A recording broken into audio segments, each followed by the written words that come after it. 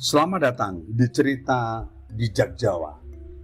Kali ini kita ada dalam cerita Di Bawah Bayang Pohon Waru, episode pertama. Di episode kali ini kita akan menuju ke kaki gunung yang berselimut kabut pagi. Di sana terhampar sebuah desa kecil yang bernama Kedung Wungu. Heningnya tak hanya karena jauh dari kota, tapi karena waktu seolah-olah melambat di sini.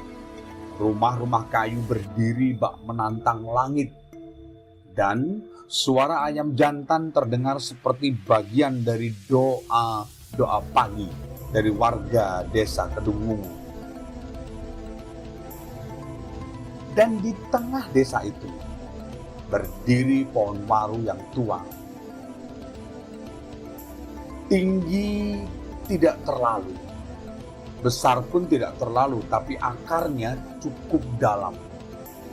Dan batangnya membentuk lengkung aneh, seolah pernah memeluk badai yang besar.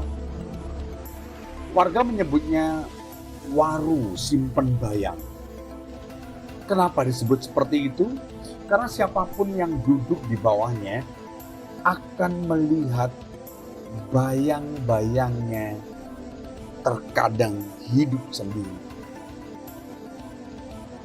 Di saat itu, duduklah seorang lelaki sepuh bernama Mbah Ranu. Tubuhnya ringkih, tapi matanya jernih. Ia tidak bergelar, ia tidak memiliki jabatan. Ia merasa bukan siapa-siapa.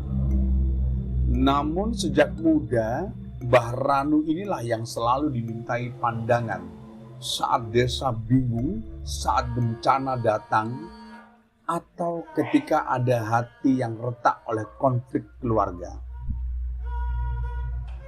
Hari ini seperti pagi-pagi lainnya, Mbah Ranu duduk bersila di bawah doyongnya pohon waru. Dihisapnya udara pagi dalam-dalam, lalu dihembuskannya perlahan. Di hadapannya, sehelai kain batik tua dibentangkan dan di atasnya sepucuk keris kecil warisan ayahnya dan ayah dari ayahnya dan dari ayah para leluhurnya dan dari para moyangnya. Orang-orang bilang ia hanya lelaki tua yang tidak tahu bahwa dunia telah berubah. Namun tidak banyak yang tahu bahwa Mbah Ranu menyimpan luka yang dalam. Dahulu ia adalah kepala keluarga yang keras.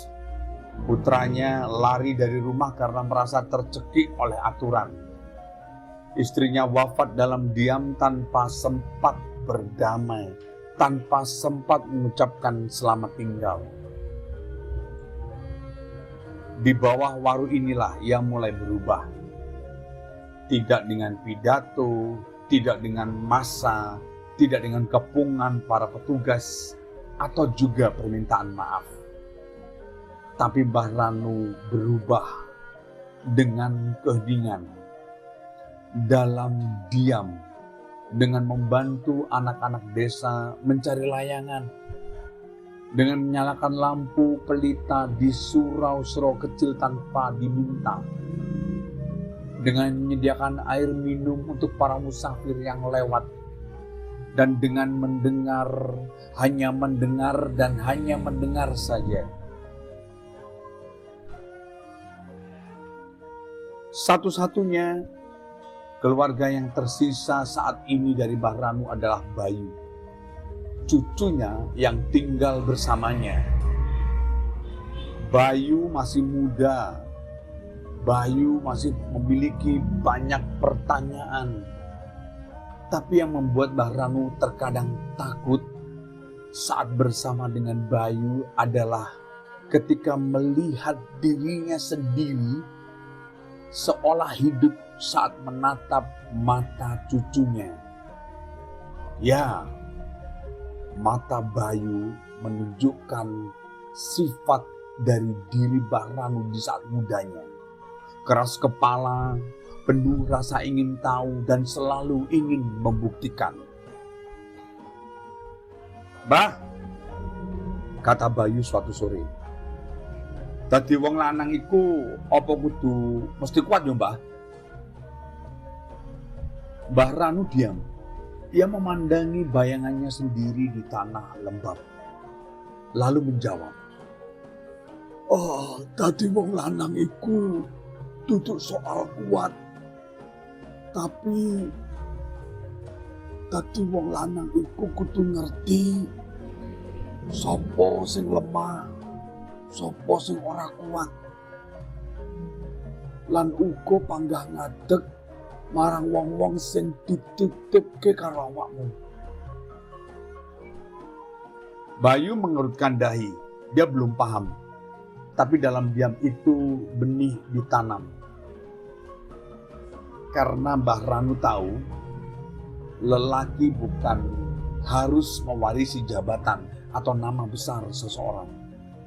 Tetapi lelaki harus mewarisi tanggungan batin, tanggung jawab dari nama besar orang tua.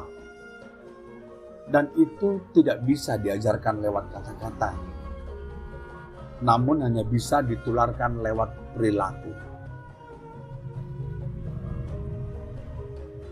Lebih kurangnya Mbah Ranu ingin menyampaikan bahwa seorang lelaki harus mengerti kelemahan dalam dirinya dan mendampingi mereka yang lemah, serta juga melindungi orang-orang yang dititipkan kepada mereka.